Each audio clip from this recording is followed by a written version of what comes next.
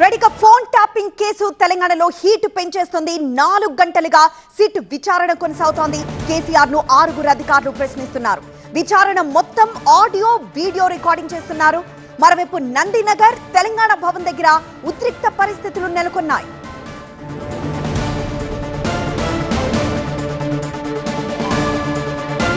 గత 4 గంటలుగా సిట్ అధికారులు కేసీఆర్ ను విచారిస్తున్నారు. 6 అధికారుల బృందం కేసీఆర్ ను విచారిస్తున్నారు. ఫోన్ ట్యాపింగ్ కేసు ఇప్పుడు తెలంగాణలో హీట్ పెంచేస్తుంది. విచారణ మొత్తం ప్రస్తుతం ఆడియో అండ్ వీడియో రికార్డింగ్ చేస్తున్నారు. ఆ తర్వాత మొత్తాన్ని డాక్యుమెంటేషన్ చేసి కేసీఆర్ దగ్గర సంతకం తీసుకొని దాన్ని భద్రపరచనున్నారు సిట్ అధికారులు. మరోవైపు నందినగర్ తెలంగాణ భవన్ దగ్గర 2 ప్రాంతాల్లోనూ ఉద్రిక్త పరిస్థితులు నెలకొన్నాయి. మధ్యాహ్నం నుండి బీఆర్ఎస్ ఆఫీస్ దగ్గర పరిస్థితిని చూస్తే అక్కడికి చేరుకున్న నేతలు కార్యకర్తలు బీఆర్ఎస్ భవన్ నుండి బయటికి దూసుకొచ్చేందుకు ప్రయత్నించారు. మరోవైపు పోలీసులు అక్కడే అడ్డుకున్నారు. బీఆర్ఎస్ భవన్ యొక్క ఆ గేట్ దాటకుండా పోలీసులు వాళ్ళని అక్కడే అడ్డుకున్నారు. కానీ దూసుకొచ్చి నందినగర్ ఇంటికి చేరుకునేందుకు ప్రయత్నించిన కార్యకర్తల్ని ఎక్కడికక్కడ నిలువరించారు పోలీసులు. మరోవైపు సిటీలోని పలు ప్రాంతాల్లో ఇలా నిరసనలు వ్యక్తమయ్యాయి. మరోవైపు ఇటు వరంగల్, షాద్ నగర్, అలానే ఖమ్మంలో కూడా బీఆర్ఎస్ నేతలు కార్యకర్తలు ఇలా ఉద్రిక్త పరిస్థితులు నెలకొన్న నేపథ్యంలో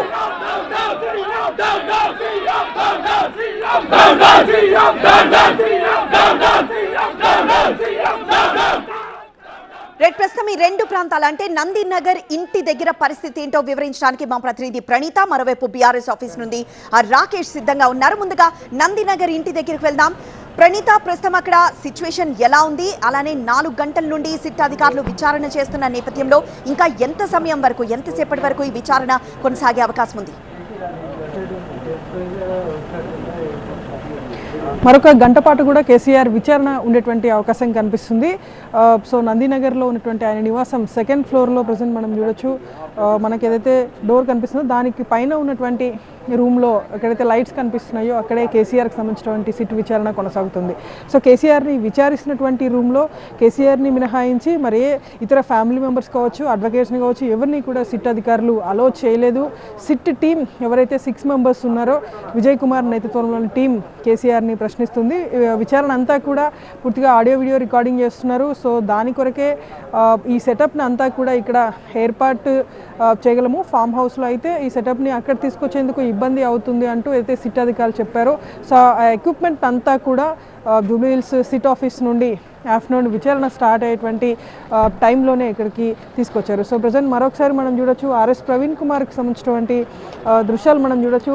ఒక 1 అవర్ క్రితం ఆర్ఎస్ ప్రవీణ్ కుమార్ని సిట్ అధికారులు బయటికి పంపించారు. సో మళ్ళీ ఆర్ఎస్ ప్రవీణ్ కుమార్ కేసీఆర్ ఇంటి లోపలికి వెళ్తున్నటువంటి దృశ్యాలను మనం చూస్తున్నాము. ఆర్ఎస్ ప్రవీణ్ కుమార్కి సంబంధించి కాసేపు క్రితమే ఆయన బీఆర్ఎస్ భవన్లోనూ ఆయన కాసేపు క్రితం మీడియాని అడ్రస్ చేస్తూ మాట్లాడారు.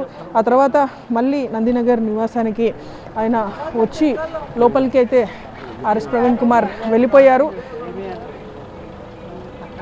సో మళ్ళీ ఆర్ఎస్ ప్రవీణ్ కుమార్ అసలు ఎందుకు బయటికి వచ్చారు అనేటువంటి దానిపైన కూడా ఇంకా తెలియాల్సి ఉంది. సో ప్రజెంట్ మనకి ఎక్కడైతే పోలీస్ ఆఫీసర్ కనిపిస్తున్నారో 1st ఫ్లోర్లో, సో అదే రూమ్కి ఆర్ఎస్ ప్రవీణ్ కుమార్ వెళ్ళిపోతున్నటువంటి విషయాలు చూస్తున్నాం. ఇంటి లోపల ఉన్నటువంటి 1st ఫ్లోర్లో ఆర్ఎస్ ప్రవీణ్ కుమార్ లోపలికి వెళ్ళిపోయారు. సో అక్కడ నుండి ఒక పోలీస్ ఆఫీసర్ కూడా కిందికి దిగినటువంటి దృశ్యాలు చూస్తున్నాము. సో ఆఫ్టర్నూన్ 3 o'clock నుండి కూడా మొత్తం కేసీఆర్ నివాసంలో కేవలం 3 లీడర్స్ ఉన్నారు. RS Praveen Kumar, KTR and Harish. వీళ్ళ 3 కూడా 1st ఫ్లోర్ వరకు మాత్రమే పరిమితం చేశారు. రిమైనింగ్ ఉన్నటువంటి 2 అడ్వకేట్స్ ఎవరైతే ఉన్నారో వారిని పైన విచారణ జరుగుతున్నటువంటి రూమ్ ఏదైతే ఉందో ఆ రూమ్కి, కేసీఆర్ రూమ్కి పక్కనే ఉన్నటువంటి రూమ్లో మాత్రమే గండ్రమోహన్ రావుతో పాటు మాజీ అడిషనల్ అడ్వకేట్ జనరల్ రామచంద్రరావు వాళ్ళిద్దరిని ఉంచారు. So totally SIT team and కేసీఆర్తో పాటు ఈ 3 లీడర్స్కి సంబంధించి ఆల్మోస్ట్ ఒక 15 మెంబర్స్ మాత్రమే ప్రజెంట్ కేసీఆర్కి సంబంధించిన నివాసంలో ప్రజెంట్ ఉన్నారు. సో ఎంక్వైరీ అయితే ఇంకా కొనసాగుతుంది. మరొక గంట పాటు కేసీఆర్ విచారణ ఉండేటువంటి అవకాశం అయితే కనిపిస్తుంది. పూర్ణిమ.